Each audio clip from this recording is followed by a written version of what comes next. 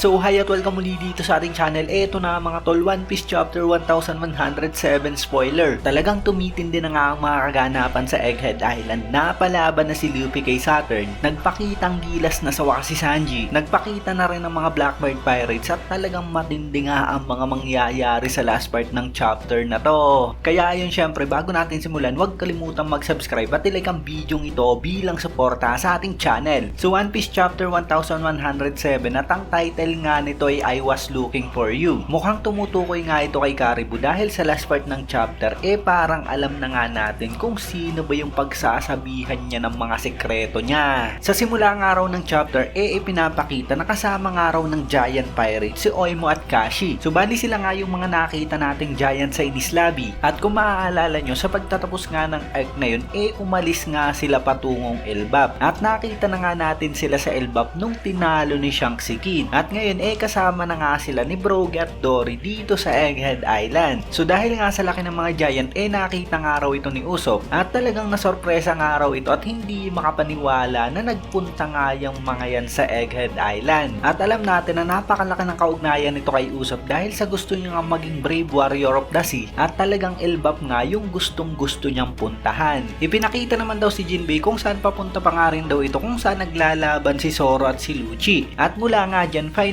nagkaroon na nga ng update sa nagiging laban ng dalawa. Patuloy pa nga rin daw ang laban ni Zoro at Lucci at kasabay nga raw nun nag-uusap sila. So hindi nga sinabi sa spoiler kung ano ba ang detalye nun, pero siguradong nagtatrashtukan nga ang dalawa at hopefully sa mga susunod na chapter makita na nga natin ang outcome ng laban na to dahil sa mukhang talagang tumatagal na nga yung nagiging laban nila. Sa baba naman nagtanong nga si Luffy kay Bonnie kung bakit ba ito umiiyak at alam nga natin base sa last chapter na dahil ito sa nakita niya na nga finally ang Sun God Nika. At sinabi nga ni Bonnie kay Luffy na napakatagal niya na nga raw hinahanap ito. Sagot naman ni Luffy bakit naman daw napakalapit niya nga raw lagi dyan kay Bonnie. At kung iisipin nga naman talagang halos magkasama nga lang si Bonnie at si Luffy sa simula pa lamang ng arc na to. At siguradong kahit siya talagang hindi makapaniwala na ang hinahanap niyang Nika walang iba kundi si Straw Hat Luffy. So sinabi pa nga ni Luffy kay Bonnie na yung atake nga raw nito ay napakahina. So ang tinutukoy nga ni Bonnie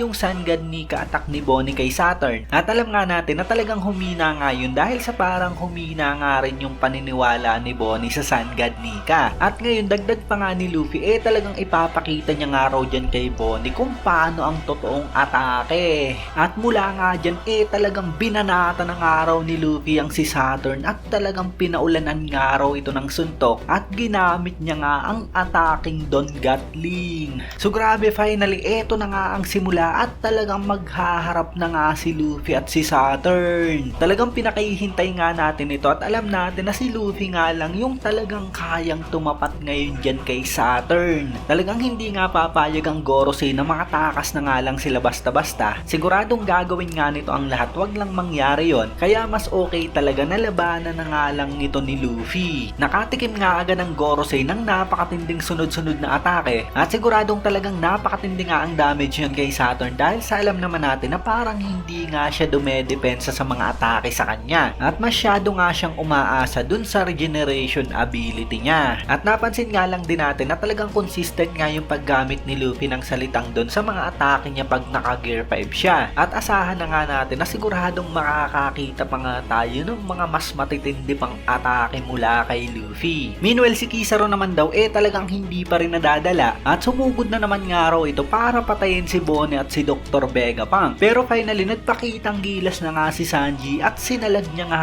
ang atake ng Admiral. At dahil dyan talagang nabigla nga raw si Franky at si Kizaru dahil sa nasalag nga raw ni Sanji ang laser beam. At sinabi pa nga raw nito na yung pagmamahal talagang mas malakas nga raw sa laser ni Kizaru. So yun, finally mukhang talagang magkakalaban na nga etong si Sanji at si Kizaru. Napakatagal na nga nating inaabangan ito at alam natin na at some point talagang maglalaban nga silang dalawa. Hindi pa nga ako sigurado kung sa ngayon talagang kakayanin na nga ni Sanji ang isang Admiral, pero talagang napakalaking bagay nga na hindi na kailangan pang alalahanin ni Luffy ang si Kizaru at makakapag-focus na nga lang ito sa magiging laban niya kay Saturn. At speaking of Saturn talagang talsik nga raw ito sa malayo dahil sa mga suntok ni Luffy at kung saan tumalsik nga raw ang Gorosei dun niya nga nakita ang Blackbird Pirates. So bali eto na nga ang pinakaabangan natin dahil sa talagang nakita nga natin ang barko ng Blackbird Pirates dito sa Egghead Island bago pa man dumating ang mga Marines. At ang nandyan pala at ang nakita nga ni Saturn walang iba kundi si Katarina Dibon at si Van Ogre. At nag-uusap nga raw ang dalawa patungkol kay Teach sa goal nito at sa special lineage na alam na nga raw talaga ni Saturn. So yun, isang matinding revelation na naman nga ito dahil sa talagang hindi pala normal si Blackbird at meron nga itong special lineage. Marami nga talagang kakaiba sa kanya tulad na lamang nung hindi raw ito natutulog. At isa pa nga yung pagkakaroon niya ng dalawang devil fruit na lumalabas na mukhang kayang-kaya niya pang dagdagan. At sa palagay ko nga maaaring may kaugnayan ang mga katangiang ito ni Blackbird sa sinasabing special lineage niya. So gusto nga raw atakihin ni Saturn ang dalawang Blackbird Pirates pero biglang ginamit nga raw ni Van Ogre ang kanyang warp fruit at nag-teleport palayo. Gusto na nga raw nitong umalis dahil sa tapos na rin naman daw yung mission nila.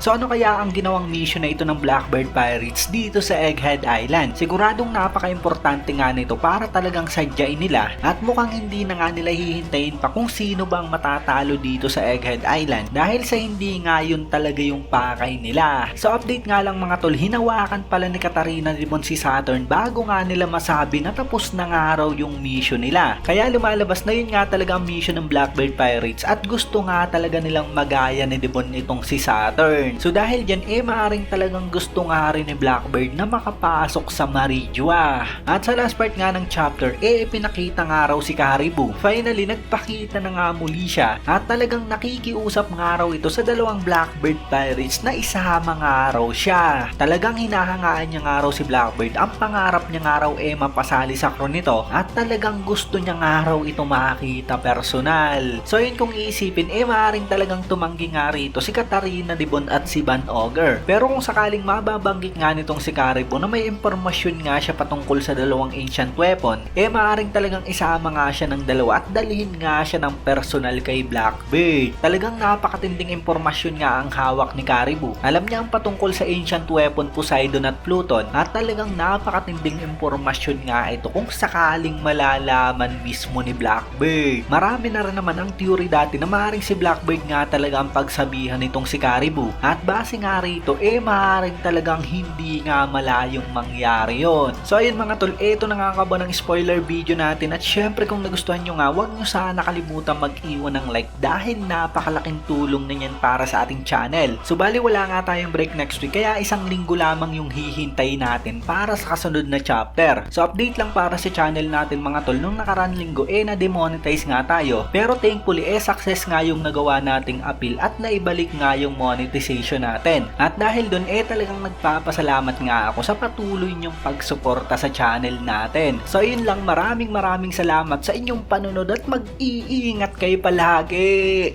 Bagang!